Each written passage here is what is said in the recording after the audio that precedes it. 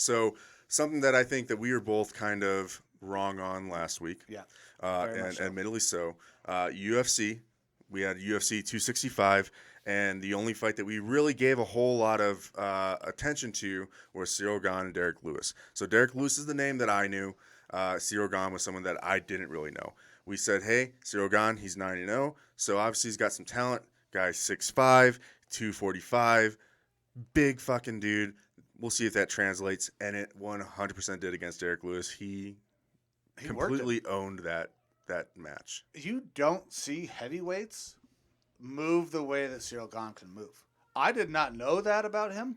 He looked smooth. He dominated that fight from beginning to end. He had Derek Lewis off his game. Derek could not get comfortable, get into a rhythm with the striking. I thought that minus 270 or the no plus 330. Well, no, what was it? Minus 330 for Cyril Gane, plus 270 on the line was way off. I was incredibly wrong. I'm just gonna listen to Vegas. Yeah, I was gonna say that's why we don't work in Vegas. I Yeah. suppose is that we don't have the research on these guys. But yeah, Derek Lewis, his balls were cold. His balls were cold on Saturday. Cyril Gane had his number. Oh yeah, Cyril Gane is a stud. I didn't think that there was anybody who could really compete with Francis. Cyril Gane may be able to do something if Yeah, he can so stay I away. believe he actually trained with Ngannou.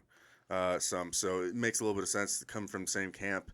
Bon Gamin might be a good fight for Ngannou at some point in time here in the near future. Yeah, I think if he can move the way he did, stay out of that power, the way he was able to stay away from Derek Lewis's power, he may be able to give Francis a run.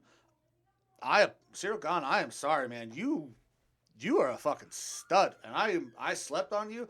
I did not know, but the UFC has a new heavyweight champ. There will be a new contender when they do this unification fight. It's not going to be as one-sided, I think, as people think it is. Francis has some competition, which it didn't look like he had much. There was always the talk of John Jones if he ever comes back and fights again, and then you always have Stipe, who's that greatest heavyweight of all time, or at least in that conversation. Now Cyril Gane has definitely cemented himself as a 100% challenger to Francis's reign. I don't know, man. I'm very excited. I am going to try to, every time Cyril fights, I am definitely watching now because to see what he did as a heavyweight, you do not see very often. Yeah, you know what? I think Ngannou's still the best heavyweight out there.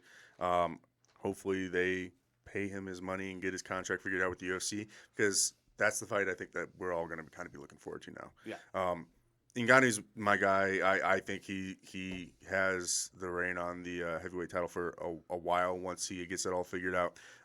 But it is good to see that there are actually some like up until watching Cyril Gane fight, I was like, there's no real super exciting competition for him. I feel like Ngannou's gonna win every fight that he goes until he calls it quits or he starts to fall off due to age or injury or something like that.